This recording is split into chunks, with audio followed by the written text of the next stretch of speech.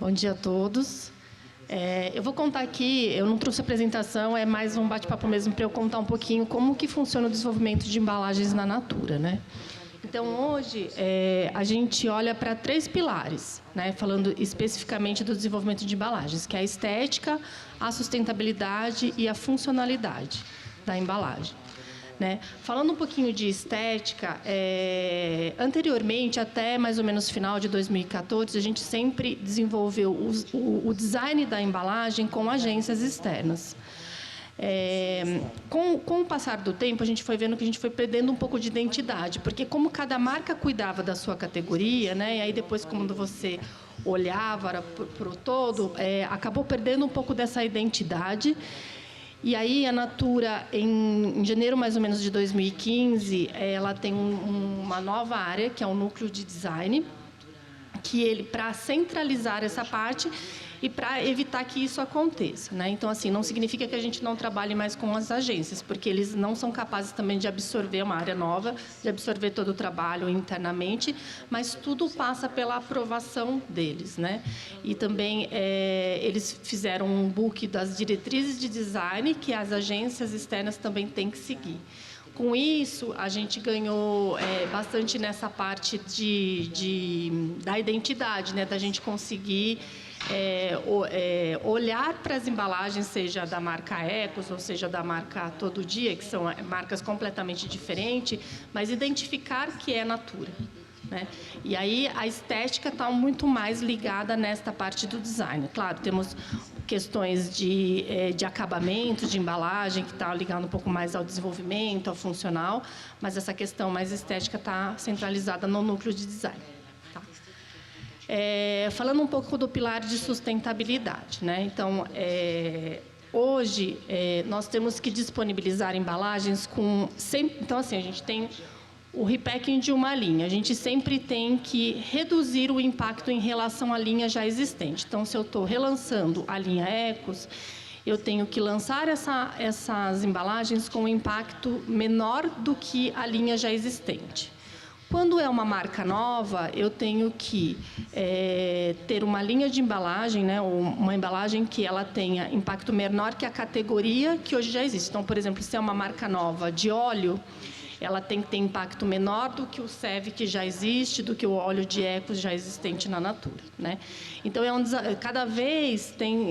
desafio cada vez maior, né? Visto que hoje a gente já usa materiais, os materiais que para o processamento industrial, né? Que são factíveis para o processamento industrial.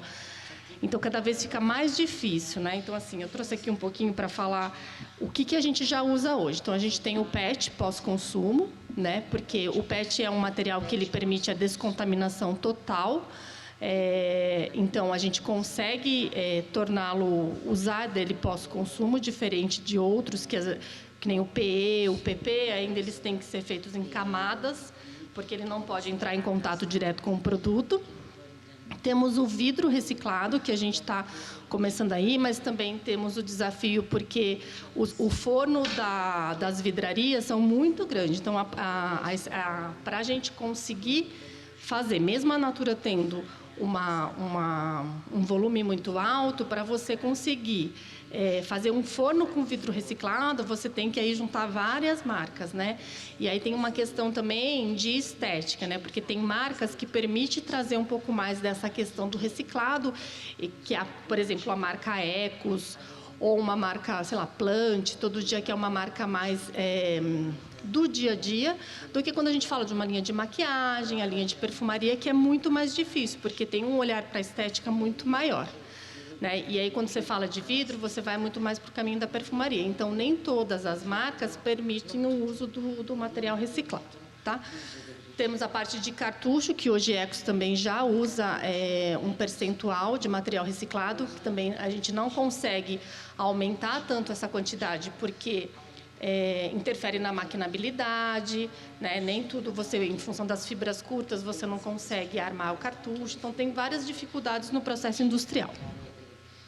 E o PE Verde, né? Eu acho que o PE Verde, que é da Braskem, o PE Verde, eu acho que, como plástico commodity, é o que a Natura hoje mais usa. Antigamente, a gente usava muito do PP, né? O PP de origem do petróleo mesmo. E quando a Braskem lançou o PE Verde, a gente conseguiu usar justamente porque a gente consegue descartar na mesma cadeia. Então, quando você faz a reciclagem da embalagem, você consegue descartar o PE Verde junto com o PE, que não é algo que hoje, para outras categorias, a gente consegue fazer isso. Porque hoje, no Brasil, a gente não tem solo para descarte de embalagem, solo apropriado para isso. Né? Então, não dá para usar qualquer biopolímero que você consiga, porque você não consegue dar um descarte final para isso. Né? Então, assim, eu acho que o grande desafio nessa questão de sustentabilidade é essa questão que a gente precisa de larga escala industrial. Então, tem coisas muito interessantes, mas que nem sempre consegue atender a indústria em função dessa larga escala.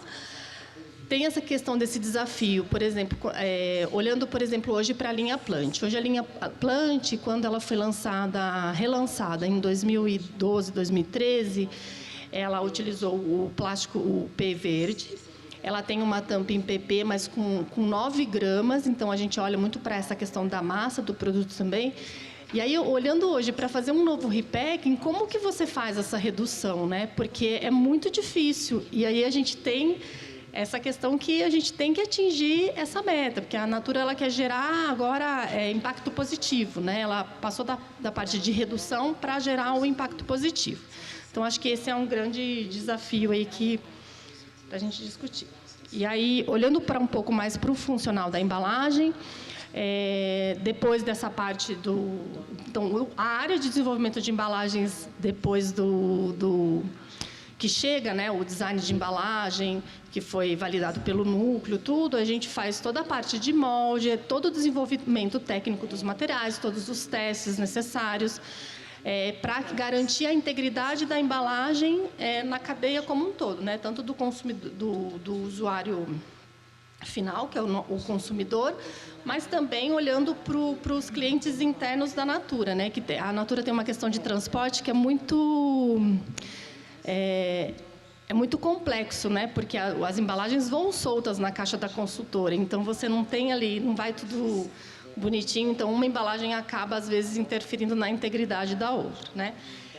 E tem uma questão que eu acho que também nos aprofundamos mais, que é esse olhar para o consumidor, né? Então, que é testar, fazer com que o consumidor teste, né, a usabilidade da embalagem antes dela chegar até ele. Então, durante os desenvolvimentos, a gente tem feito pesquisas, e aí com um olhar de ergonomia e conveniência, olhando para as questões de empunhadura e manuseio, abertura, dispensamento, a quantidade adequada para o consumo, a facilidade de guardar. Então, tipo, se é um pouch que você vai usar como shampoo, como que ele se comporta no banheiro? O consumidor tem espaço para guardar isso? Então, a gente está se aprofundando cada vez mais, né? Hoje a gente tem aplicado esses testes de usabilidade nos projetos que estão em desenvolvimento, mas a gente quer cada vez mais ir antes disso, né? Que é pegar os insights do que realmente o consumidor quer de embalagem para poder,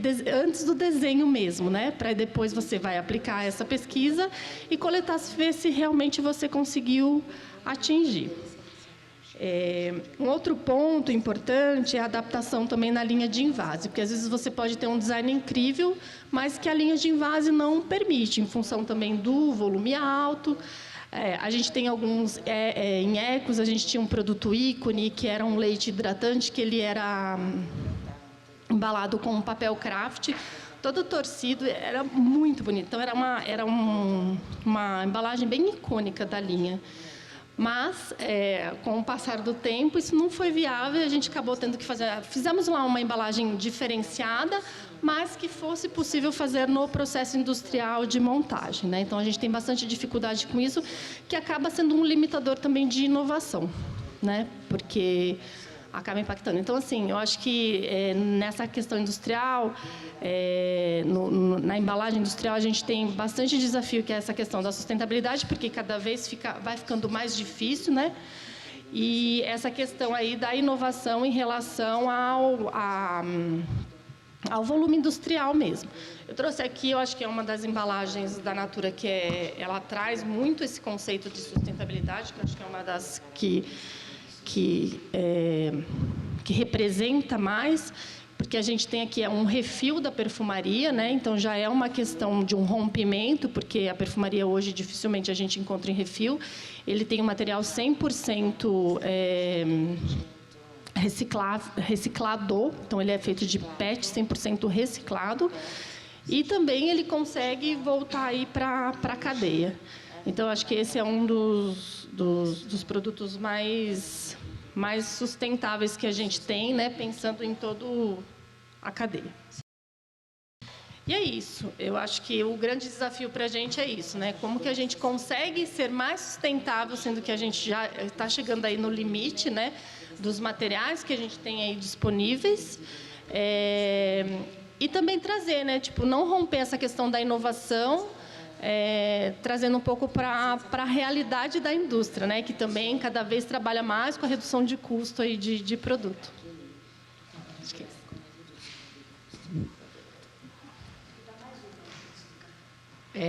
Então, fala. Bom, obrigada, Paula. É muito bom ver. Acho que já dá.